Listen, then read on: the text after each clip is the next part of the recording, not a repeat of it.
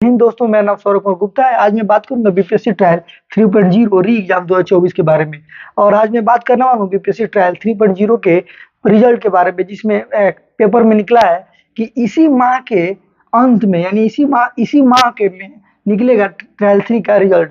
यानी हम अपने तरफ से नहीं कह रहे हैं, लेकिन इसी माह के अंत में पेपर के द्वारा इसमें बताया गया है, जिसमें मैं बोर्ड पर लिखा हूँ इसी माह के लास्ट में निकलेगा रिजल्ट। जिसमें कहा जा रहा था इसलिए क्योंकि आरक्षण का जो नियम था उसमें बदलाव हुआ, जिसके चलते रिजल्ट में देरी हो गई।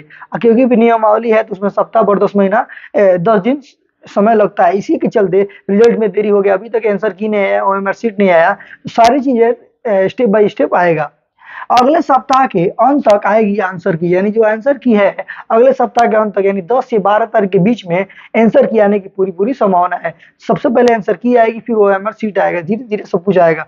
अगस्त माह के अंत तक या तीसरे माह तक रिजल्ट आने की पूरी संभावना है। इसलिए पूरी तरह आने की संभावना है जब तक आरक्षण की जो प्रावधान था उसको फिक्स हो गया है कि 50% पे रिजल्ट बनेगा, 65% पे रिजल्ट बनेगा नहीं। जब 50% पे रिजल्ट बनेगा तो इसमें सीटें भी यूआर की बढ़ेगी और अन्य राज्य की सीटें भी बढ़ेंगी, यूआर की भी सीटें बढ़ेगी। जब सीटें बढ़ेगी तो आरक्षण का जो प्रावधान है तो उसमें कुछ समय लगता है, लगभग एक सप्ताह समय लगता है। एक सप्ताह समय लगेगा, जिसके चलते ओएमआर में बदलाव हो गया। आंसर की आपको दो बार आपको सुनने में आता है।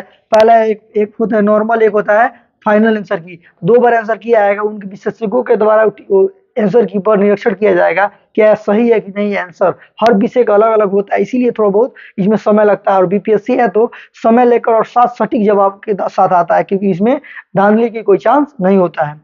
आखिर क्यों देरी हो रहा है रिजल्ट में? रिजल्ट का देरी होने का कारण, सबसे बड़ा कारण है आरक्षण। आरक्षण पर जो केस चल रहा था वो फाइनल हो गया है और लगभग 90% फाइनल हो गया। भले सितंबर में जो कुछ होने वाला है, लेकिन 90% फिक्स हो गया है कि यहाँ पर 50% पे ही रिजल्ट बनेगा। और बीपीएससी को भेजा गया है, कहा जा रहा है कि आपको जो रिजल्ट बनाना है ट्रायल 3 का, ये 50% पे ही बनेगा। जहाँ तक डोमिसाइल की बात किया जाए, बीपीएससी 4.0 में हो सकता है कि डोमिसाइल लागू हो। अगर लागू होता है तो बिहार के बच्चों के लिए बहुत बड़ा फायदा होने वाला है।